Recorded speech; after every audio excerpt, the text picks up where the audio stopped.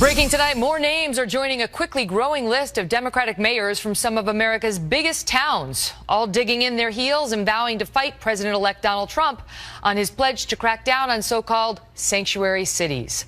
Welcome to the Kelly File, everyone. I'm Megyn Kelly. The issue of immigration took center stage almost immediately after the election, with the president-elect renewing his promise to deport those illegal immigrants convicted of serious crimes, to clean up American streets, and to remind people on his website, quote, "On the first day of my term of office, my administration will cancel all federal funding to sanctuary cities." Tonight, the number of those cities vowing to defy President-elect Trump has now grown to more than a dozen, including our nation's capital. Our next guest counts himself among the resistance and says his opposition to Mr. Trump has to do with much more than just his stance on immigration. With us tonight, Javier Gonzalez, Democratic mayor of Santa Fe, California, along with former Trump campaign spokesperson Katrina Pearson. But we begin with the mayor. Mr. Mayor, great of you to be here. Thank you very much. Good to be here, and it's Santa Fe, New Mexico, but that's all right. We understand it. It's been that kind of a day. Right. So explain to us, if Donald Trump decides to defund the city, which you get about 2% of your federal funds from the federal government, how are you going to defy that? I mean, you need that money, right? Well, first, it's a long way before that actually happens. And I think the important conversation that needs to happen in America today is how do we go forward, and how do we create some type of unified effort to address a broken immigration system at the federal level. It's wrong to penalize cities that have been welcoming and creating opportunities for all citizens, regardless of where they come from. Yeah, but you know the beef. It's also creating opportunities, they say, for illegal immigrants who should not be here and in many cases, in far too many cases, commit violent crimes. Well, first, let's talk about that, because even in Santa Fe, we prioritize going after people that are in our community to commit violent crimes, regardless of their status. The number one priority of law enforcement in every local community is to keep their community safe. You go after the people who want to do harm, whether they're documented or not documented, we're going to go after them. But the argument is that it's a magnet for would-be, criminals, because they think they have a better shot in a city like Santa Fe than they do in a city that's going to crack down on the presence of undocumented immigrants. It's an argument in false realities. Study after study have shown that sanctuary cities do not lead to an increase in crime because of the presence of people that are undocumented. This is a broken federal system. People who are living in our communities peacefully, lawfully, want to do so to achieve the American dream. If we fix the federal immigration system, cities won't be having to take on this position to protect our communities. So, well, that's true, but as you know, these guys can't get any immigration reform done. I mean, that is a pipe dream. It just hasn't happened. It's certainly not going to happen now. Look, we have a president. That Donald Trump is saying on his very first day he's going to cancel the federal funding sanctuary cities. But listen, here, what people think about when they think about sanctuary cities, they think about cases like the Bolognas out in San Francisco. That is in California, and what happened to her poor family, where her husband and her sons were murdered by somebody who should have been deported but was left there thanks to a sanctuary city policy. They think about Kate Steinle and how she was murdered by somebody that the ICE detainer request was not cooperated with, and a young woman was killed.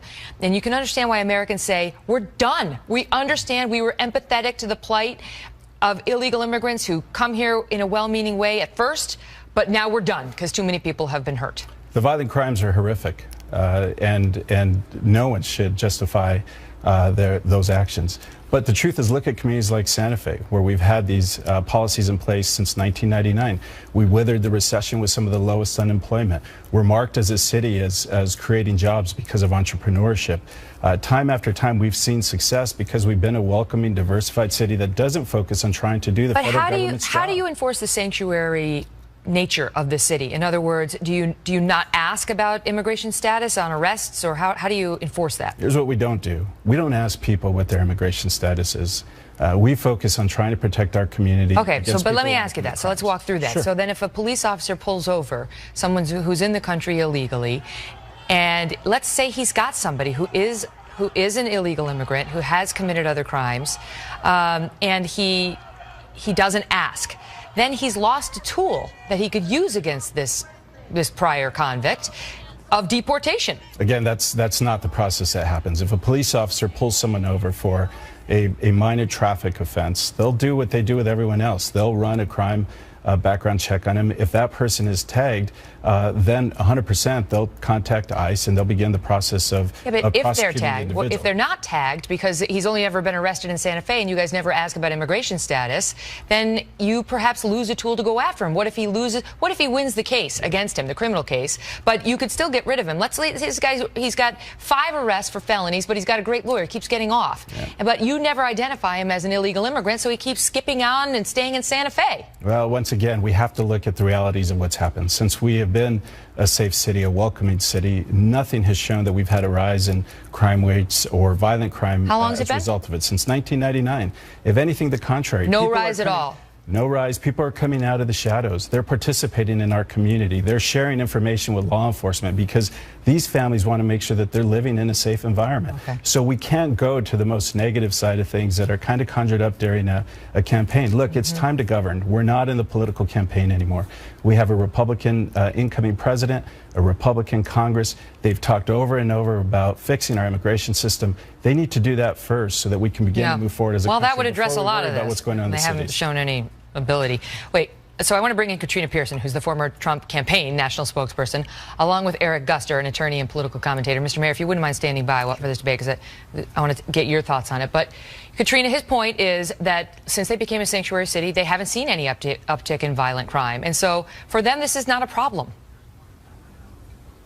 Well, it's still against the law. I mean, Center for Immigration Studies showed that in 2014, over an 8-month period, 8,000 criminally convicted illegal immigrants were released into the population. And this is the one area that federal government does have jurisdiction. It is the responsibility to protect the citizens of this country, and no one should be violating federal law. If that had been anybody else, they'd be in a lot of trouble. Eric? This is the new civil rights struggle, and these people need to be protected from Trump and possibly his irrational types of leadership, because these people are living their lives, they're participating in the process, and are being great citizens, well, great members of our community. And we need to fix the immigration problem, because that will give them... Some aren't. That's the problem. Yes, but many are, and that's what we need to do. We can cherry pick. Hold on. Let Eric finish, and then I'll give it to you, Cap. We need to concentrate on those people who are doing great things. Now, if they're committing violent crimes, they're deported. But what Katrina is quoting on those statistics, you're talking about traffic tickets, speeding violations, those types of things that are not truly bad crimes. So Katrina, that's what those statistics are reading. What people like Mr. Mayor say, hold on. I'm going to give you the floor. I'm going to give you the floor. But what people like, the mayor here would say is, when you have a sanctuary city, it encourages reporting of crimes among people who are undocumented, who otherwise wouldn't report because they're afraid they're going to get, deported. Except that it doesn't. I mean, the whole point here is the entire rule of law is being ignored. We have laws in this country, and just because you haven't done anything yet doesn't mean you get to just take a pass on that. An American citizen, there is no catch and release system for American citizens. And to your point, this is a problem because criminals have been released back into this country, as reported on Fox News. That has been shown that this administration has released thousands of even violent criminals back into our population. So just stand by, this is a problem. What about Jamil Shaw, his child, Kate Steinle, Josh Wilkerson? The list goes on. Okay, stand by. Mr. Mayor, speak to that, the fact that this is illegal, that this is just, it's not. They've broken the law, and so how can you violate the law and just say we're going to flout it and you can stay here? This is a broken federal immigration system that if the Congress had the courage to fix, this wouldn't even be an issue. So you're just accepting reality is your point? The truth is I'm accepting a pragmatic approach, is that we want people in our community to live lawfully, to be full productive citizens of our community. And the evidence and all the data shows that there hasn't been a spike in crime rates, that people have come out of the shadows. Well, you speak of Santa Fe. We don't know whether that's true in these other sanctuary cities. Eric, let me bring you back in because, the will among this particular Congress, controlled now by the Republicans, and this particular president-elect, Republican, is not going to be on the side of cities like Santa Fe. And so you tell me whether you think they're really prepared to deprive these cities of their federal funding. They're not prepared to do that. That would be a disaster for people who supported them as well as others. Now, what these cities have to do is make sure that they stand together against this type of abuse, because this is a civil rights violation. When you're talking about people being deported who have not broken the law, who are great members of our community and really contributing to the American dream. Go ahead, Kat. It's a shame that they want to do that. I'll give you the final word, Kat. Well, look, I think they absolutely have the will to do that, considering how liberalism suffered an astonishing defeat last Tuesday. The people are tired of this. They are tired of people coming to this country, draining resources and everything else that comes along with it. And we have to fight for those kids, like Jasmine Gonzalez, a 10-year-old right here in Texas, who was raped, stabbed in the chest, and thrown in a ditch to die by someone who was in this country illegally. We have to protect our own citizens. If we can't do that, then we are here for nothing. All right. Thank you all so much. We appreciate it. Thank you. Also tonight, a new free speech showdown on a major college campus. See what happened when campus police showed up in force to block Ben Shapiro from speaking at DePaul University. Plus, the Clinton campaign first blamed James Comey and then the Electoral College for Hillary Clinton's loss at the polls. But their newest excuse beats those by a mile. Mark Thiessen and Matt Bennett are next on that. And then it turns out the Trump campaign had a secret weapon in helping them find and turn out the voters that made the difference for him. And up next, you will meet him in a Kelly File exclusive, the man who helped engineer one of the biggest political upsets in history. Don't miss this.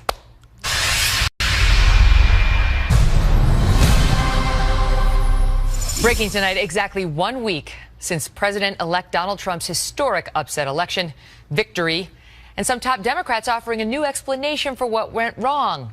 It was the fault of the voters. Well, I mean, I guess, right? Like, by not choosing Hillary. One former Clinton campaign staffer saying white women did not vote for Hillary Clinton because they're misogynists. Internalized misogyny is a real thing. We as a society react poorly to women seeking positions of power. Mark Thiessen is a Fox News contributor and American Enterprise Institute scholar. And Matt Bennett is co-founder of Third Way and a former deputy assistant to President Clinton. Great to see you both. So good to see you, Megan. It's because of women's internalized misogyny that Hillary Clinton, I mean, that's you could go that way with it, Matt. What do you think? You're a Democrat. Yeah, you could. Look, I've been around some close losses in my time. I was there when Al Gore lost, and people were blaming that on him wearing too much makeup in his debate and sighing too much. And well, that was annoying.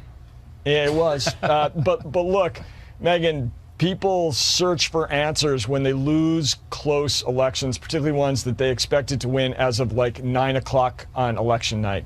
And so I think there's a lot of folks in the Clinton campaign that are casting around for answers.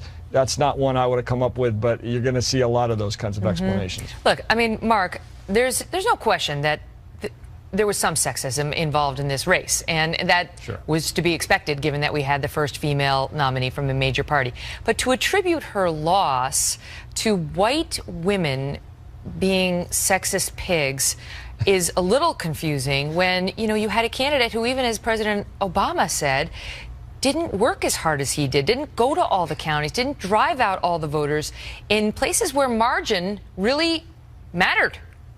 Absolutely. Look, I think the Democrats have a big problem, which is that there are 0 electoral votes in the state of denial, which is where they are right now. Hillary Clinton did not lose because among women, white women, because of internalized misogyny. She lost because most American women think she should be in prison. After James Comey came out with his decision, no, hold on, this is a fact. After James Comey came out with his decision saying that she shouldn't be prosecuted, Washington Post did a poll. 56% of American women thought she should have been prosecuted. Fox News poll on the eve of the election, 61% of American women thought she was dishonest. Apparently, the lesson of this election is women don't vote for other women who they think are dishonest and belong in prison. Well, they didn't think Trump was honest either, but they voted for him. So what was it about Hillary? In prison. What was it? Was it the prison threat, the criminal threat against her that caused them not to vote? Matt, I read an interesting article the other day that suggested she was losing the voters before Director Comey came out. They were starting to go Trump. He was getting the third-party voters at the last minute who were like, never mind, I'm not going to vote for, this guy who doesn't know anything about Syria. I'm going to go with somebody else. Who else? Oh, Trump. And you couldn't attribute it necessarily to her alleged criminality. But what do you think?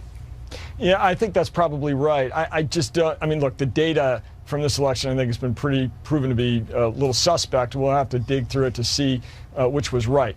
I do think that, for the most part, these women were breaking at the last minute or were breaking sooner than that based on economic concerns. This was a howl of anger and anxiety, and they decided they wanted somebody new and not. And all she talked about was how bad he was. She didn't push her own message of why she could and would help them. That's really important. All right, guys, good to see you. I got to run because I have somebody very interesting. Thanks, Megan.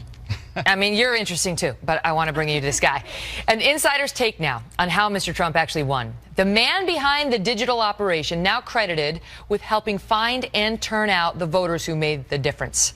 Here now in a Kelly File exclusive, Brad Parscale, the former digital director of the Trump campaign and president of Giles Parscale. Did I say that right? Yes, perfectly. Great to see you, Brad. This is fascinating, fascinating. Thank you. You are the one person who actually knows the answer to this question. Yeah, the data. How did Trump win? Well, I think first you have to say it started with leadership, though. And that was with Jared Kushner. And also Trump's genius coming down to allow us to put a data operation in place. Jared Kushner is married to Ivanka Jared Trump. Kushner, that's Ivanka Trump husband. Jared was instrumental in being kind of an overlay of kind of bringing Trump's genius down to all the different parts of leadership. You know, and Steve Bannon was there as kind of that strategy person. But the data operation right from the middle, and I think for the first time in history, the data operation ran everything from TV buying to where we were on the ground to all the different operations.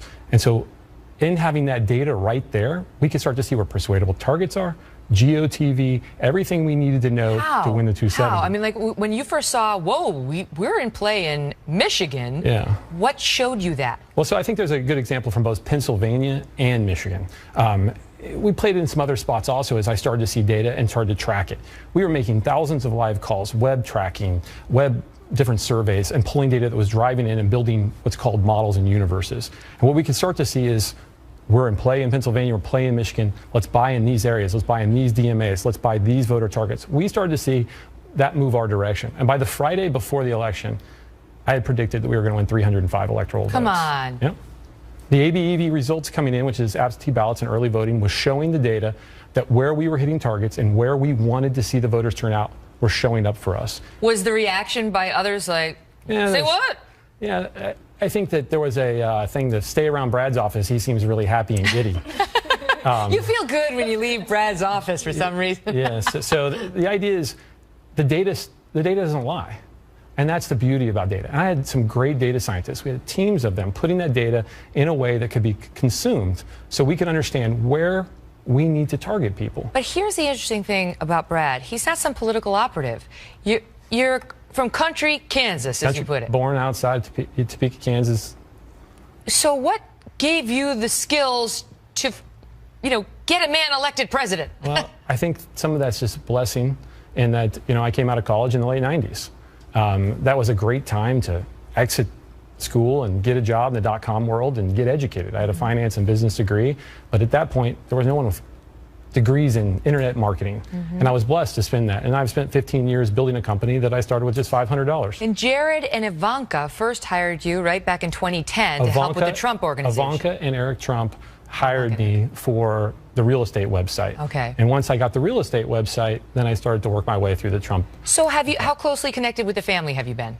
I think at this point, I have a very good relationship with them. I mean, they value hard work. They value loyalty. They value success. Results, right. And results. And that's what I wanted to bring. So where were you on election night? I was in Trump Tower, then eventually up in the apartment. In front of your computer? I was in front of my computer.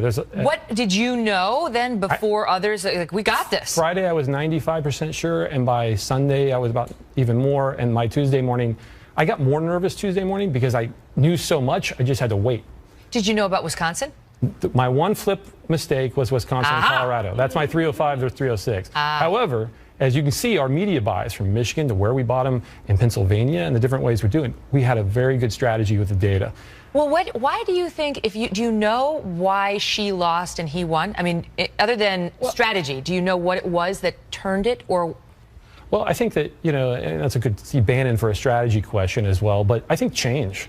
I mean, I think. But was there an event like the Comey announcement, or what's funny about that changed the what's numbers? Funny about that announcement was in the polling numbers. I was actually flying with Mr. Trump this night. I showed him polling numbers before that announcement to show him we were already coming. Those undecideds were moving our way. People in this country were ready for change. They were ready for something new. They were already moving that way.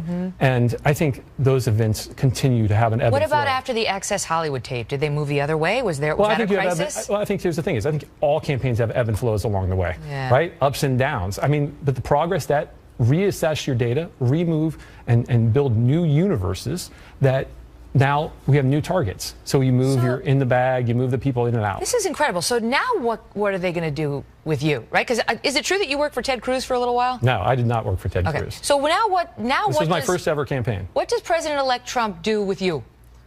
Well, I think that's a President-elect Trump question. Do you want to work for the administration? No, I never was a politico. You know, that wasn't my goal. My goal is to be a megaphone for people, for businesses, for candidates, for who that is. Oh, I mean, but you're a Republican. You want to work for the I'm a Republican. They're writing your name down in every Republican county in America right now. And I think that science that was missed in the previous campaigns was to take the digital and mix TV, ground game, door knocking, all those pieces, even budget.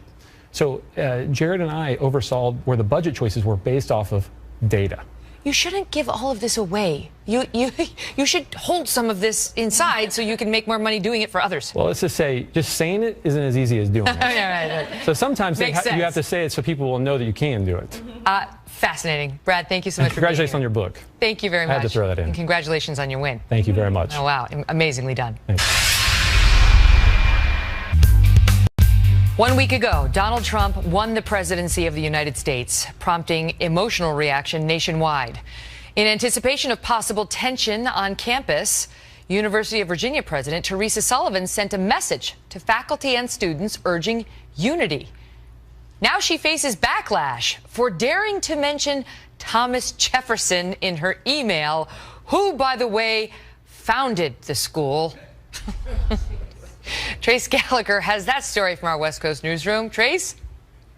Megan, in her post-election email, the president of the University of Virginia argued that students have the responsibility of creating the future they want for themselves. And in the wake of the contentious election, President Sullivan says she was trying to unite students by citing UVA founder Thomas Jefferson, who wrote, quoting, "University of Virginia students are exactly the persons who are to succeed to the government of our country and to rule its future enmities, its friendships and fortunes." But that quote drew a sharp response from professors and students, 469 of whom signed a letter to the president asking her to refrain from quoting Jefferson in light of the fact that he was a slave owner. The letter read in part, quoting, "Although some members of this community may have come to this university because of Thomas Jefferson's legacy, others of us came here in spite of it. For many of us, the inclusion of Jefferson quotes undermines the messages of unity, equality, civility, and inclusivity that you are attempting to convey." The professor who wrote the letter said it was meant to start a conversation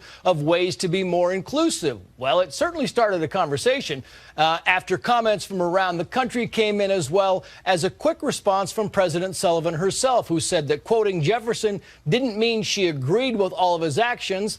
And then the president, who was asked not to quote Jefferson, went on to use his most famous quote, which all men are created equal, writing, "Those words were inherently contradictory in an era of slavery, but because of their power, they became the fundamental expression of a more genuine equality today." And history buffs will also note that Thomas Jefferson was often quoted by Martin Luther King Jr. Megan. You cannot make this stuff up. Trace, thank you. Also tonight, a tense scene unfolded on another campus just hours ago when conservative commentator Ben Shapiro was prevented from stepping foot onto the campus of DePaul University in Chicago. Shapiro was invited by DePaul's Young Americans for Freedom chapter, attempting to defy a ban instituted against him in August. Joining me now in a Kelly File exclusive, Ben Shapiro, editor-in-chief of the Daily Wire. Here we go again, Ben. Here we go again. It's incredible how, I mean, time after time, these college campuses won't even let you speak because you get shouted down by intolerant people when you try to go, and then they say it's a security concern. Yeah, it really is amazing. This one was actually particularly amazing because there wasn't a protester anywhere in sight. So you had 30 security people But they could and a sheriff picture from Cook one County. in their heads.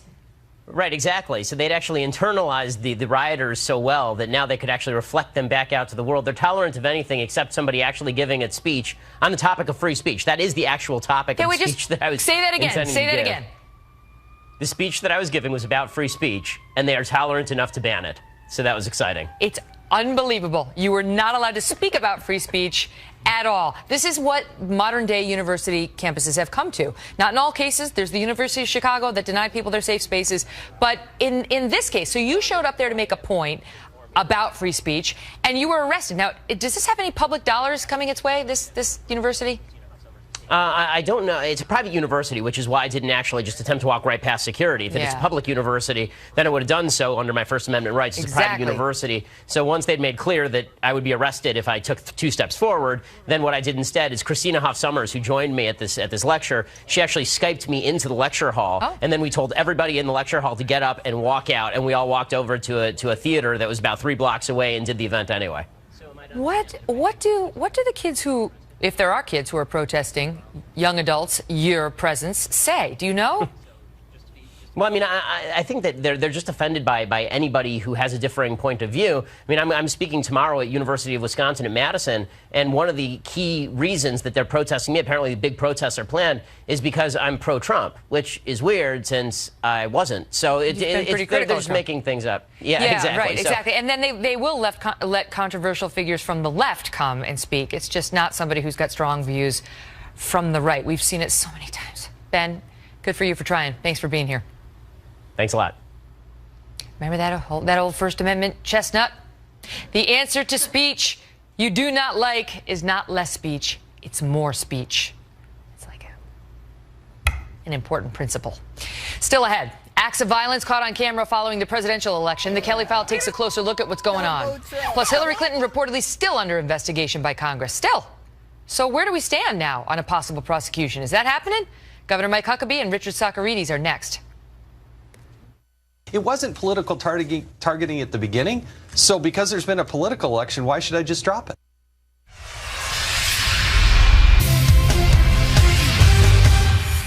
And just getting breaking news in now over the wires. It came out earlier today that Senator Ted Cruz went to Trump Tower and had a meeting there with President-elect Trump, excuse me, in New York. And now the national political reporter Jennifer Jacobs for Bloomberg is reporting scoop. That's how she's put it. Trump is discussing Ted Cruz for AG, for Attorney General. Ooh, that's interesting. Not confirmed yet by Fox, but a possibility. So why don't we ask somebody who might be in a position to know? Fox News contributor, who's a man who supported Mr. Trump through thick and thin for 6 months at least, Governor Mike Huckabee. And you used to run for president with both of these guys. It was something you all did together. Well, even though you were against one another. And you tell me whether you think there's any chance Donald Trump is considering Ted Cruz for AG. It would be a big shock to me. I know we all ran together, but there was never like a big group hug that involved Ted Cruz, so I would be very, very surprised if that were the case. But look, this election has been full of surprises, so it's Donald Trump's decision to make, and I'm sure he'll make it when he wants to. Do you think Ted Cruz would be a good choice for AG?